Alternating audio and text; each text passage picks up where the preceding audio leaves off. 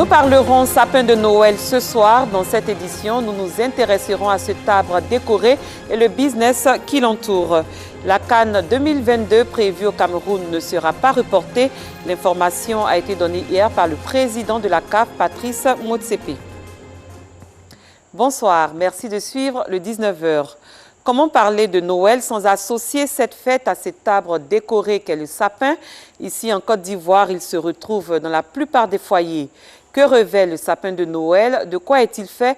Comment est-il commercialisé? Des réponses avec Georgette Ido-Fofana. Pacom est rayonniste chargé des sapins dans un centre commercial situé dans la commune d'Adjamé. En cette période des fêtes de fin d'année, il commercialise plus de 50 sapins par jour. On a pour 19 900, 15 000, celui-là, il a 10 000, 14 500. Arbre résineux à tronc droit, à branches inclinées et à feuilles persistantes, le sapin existe en plusieurs types. Oui, ça par exemple c'est un sapin d'âge. Lui, tu n'as pas besoin de tout mettre des décors. Tu mets un jet de lumière et puis quelques bouts dessus, c'est tout. Le sapin à deux tons, comme on appelle. Le bout, il y a de la neige au bout et puis du verre foncé. Le prix des sapins varie de 8 000 à 80 000 francs CFA selon la taille. Des prix jugés excessifs par certains clients. Je suis venu juste essayer de trouver quelque chose pour la décoration au niveau de la maison. On peut dire que c'est un peu cher. Les sapins sont vraiment chers. Moi, je risque de ne pas en payer. Vous voyez le petit là, on dit 8 000. Alors qu'avant, on pouvait acheter un sapin peut-être à 4 000, à 10 000, le plus grand. Et malheureusement, je ne sais pas ce qui se passe cette année. D'autres clients préfèrent se diriger vers le secteur informel pour s'en en procurer. Ce sapin, je l'ai eu à 3 000. Si c'était dans un supermarché, ça pourrait coûter un peu plus cher. Au-delà de son aspect religieux, la fête de Noël révèle un véritable business pour les commerçants. Mais cette année, la crise sanitaire a, selon les commerçants, impacté leurs activités. Les gens disent que c'est cher, qu'ils ne peuvent pas payer. Dans le magasin, ça en prend ça à 15 000. On est obligé de dire 17 000. 17 000, on dit on est qu'à laisser à 15 000, on n'a rien dessus. On paye ticket, on paye transport. Ça sort, mais les prix sont un peu élevés. Mais on fait avec. Les sapins cette année-là, c'est cher. Les clients ne veulent pas payer aussi cher aussi. Les autres années, c'était bon, mais l'année-là, c'est trop dur.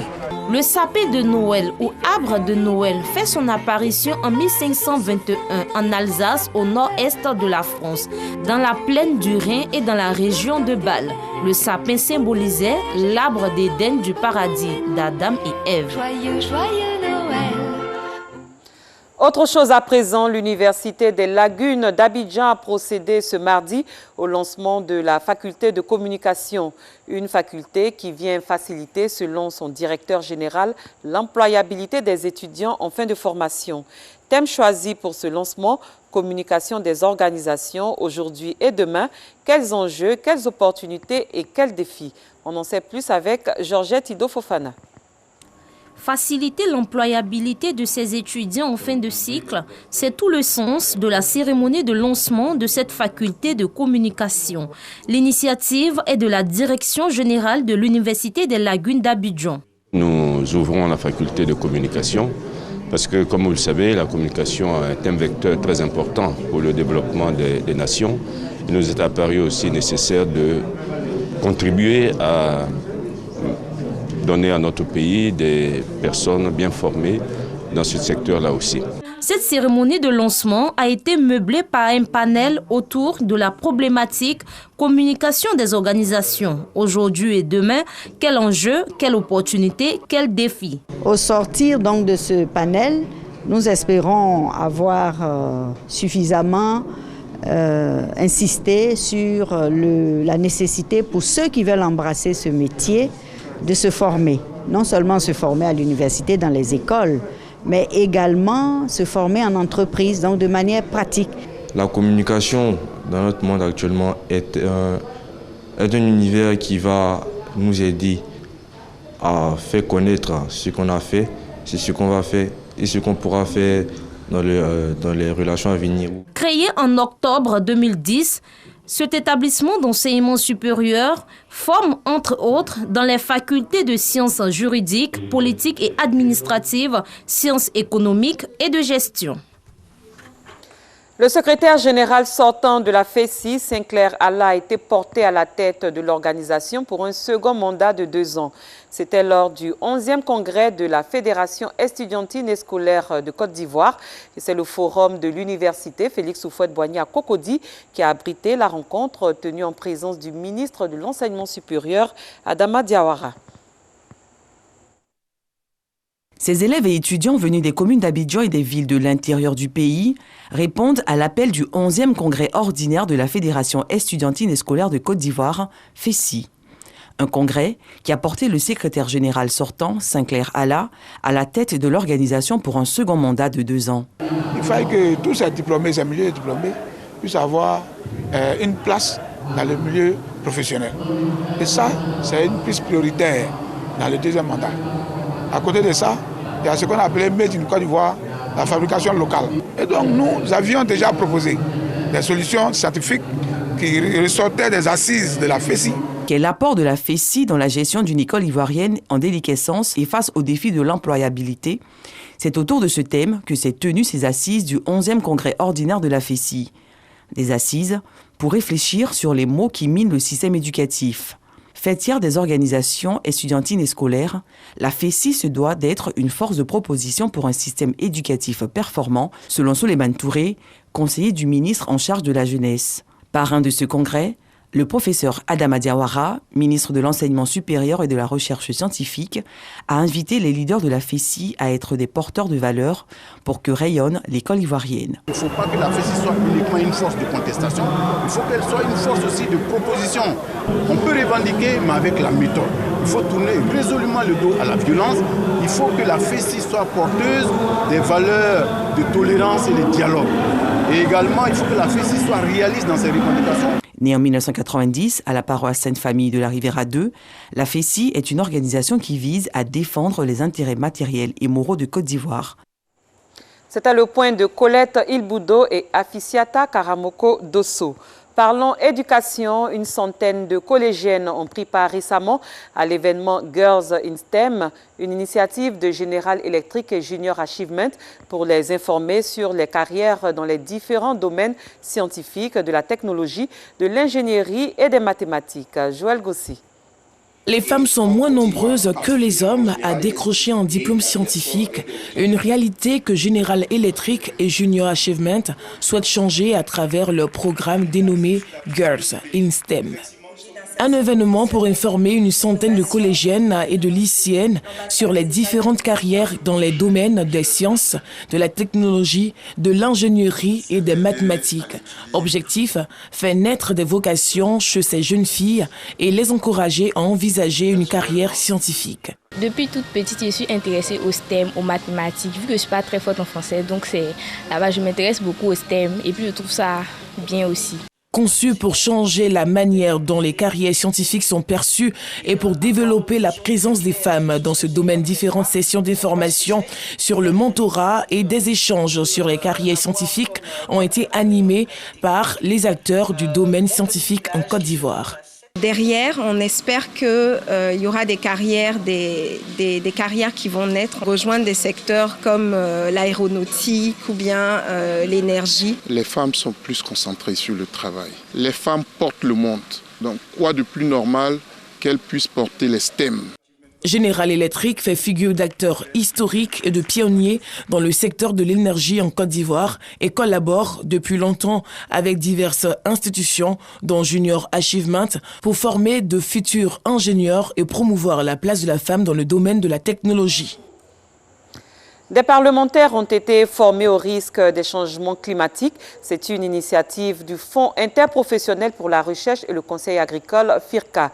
L'objectif est de permettre aux parlementaires de transmettre la formation reçue aux populations qu'ils représentent. Mohamed Nourouatara, Anissette Conan-Blessing.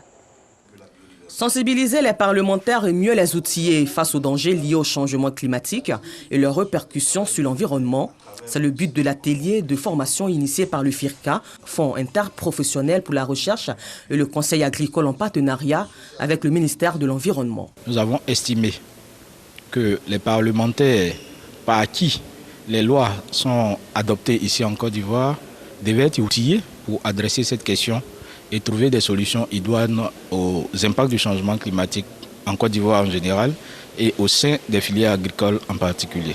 Ceux qui représentent donc le peuple de Côte d'Ivoire, c'est les parlementaires. Ces représentants, il faut qu'ils soient imprégnés donc de la question climatique. Parce que c'est eux qui vont véhiculer donc, le message auprès des populations pour que les populations sachent qu'il y a des comportements qu'il ne faut plus avoir. La Côte d'Ivoire est un pays agricole, donc il faut protéger ce bien que nous avons. Les participants se réjouissent de cette formation.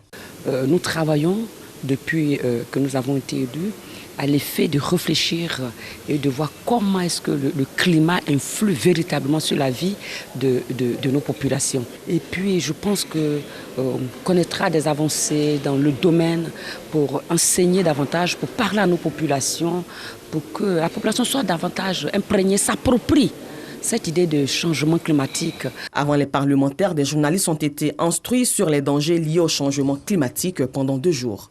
Un accent particulier a été mis sur les conséquences de la déforestation.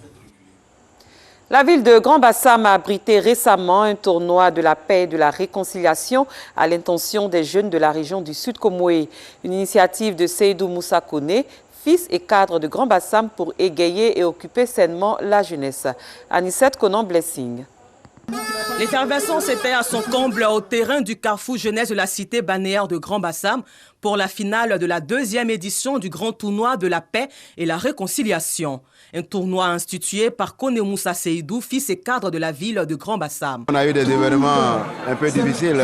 C'est vrai que Bassam n'a pas été touché par ça, mais il était important pour nous qu'on puisse initier des activités qui peuvent rassembler tout le peuple du nord au sud, de l'est à l'ouest et au centre. Ce match opposait l'équipe du quartier Massa du Château en blanc-rouge à celle du quartier Congo en jaune-bleu.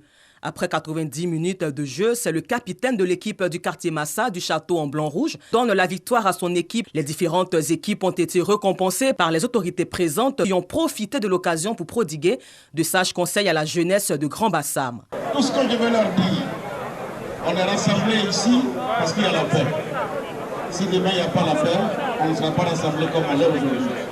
Donc la seule chose qu'il faut entretenir, c'est la paix, la cohésion, pour que les jeunes puissent s'épanouir. Ce que j'aimerais dire à mes amis, c'est que pour qu'un pays puisse aller de l'avant, il faut une réconciliation sincère. Il faut que nous nous aimons entre nous. Que tout chacun de nous essaie de s'immiscer un peu dans la réconciliation afin que le pays redevienne comme avant. C'est l'entente entre le Sud Comoé et la jeunesse bassamoise. Vous avez vu toute la jeunesse sortie jusqu'à cette heure, tout le monde est là. Nous tenons à dire merci à tous nos cadres. Rappelons qu'avant la finale de la 2e édition du grand tournoi de paix et la réconciliation, organisé par Kone Moussa Seydou, cadre de Grand-Bassam, ces différentes autorités ont rencontré la chefferie de cette commune pour leur exprimer leur gratitude pour les efforts consentis pour le maintien d'un climat de paix et de cohésion sociale depuis toujours sur la ville de Grand-Bassam. Pas de report de la CAN 2022. Le président de la Confédération africaine de football, Patrice Motsepe, a confirmé lundi la tenue de la Coupe d'Afrique des Nations au Cameroun en temps et en heure. C'était lors de sa visite au stade d'Olem, devant abriter les matchs d'ouverture et de clôture de la CAN. Le président du Nigeria, Muhammadu Buhari, a refusé d'approuver une modification de la loi électorale qui prévoit notamment l'organisation de primaires pour désigner les candidats à l'élection présidentielle prévue dans 14 mois. L'ancien président sud-africain Jacob Zuma ne sera pas incarcéré avant qu'une cour d'appel ait entendu les arguments de ses avocats contestant une décision récente de le renvoyer en prison. C'est ce qu'a décidé ce mardi un tribunal de Pretoria. Le 15 décembre, un juge avait ordonné le retour en prison de Jacob Zuma, invalidant la libération conditionnelle qui lui avait été accordée pour raison médicale en septembre. Fin de cette édition. Merci de l'avoir suivi. Très bonne fin de soirée. À très bientôt.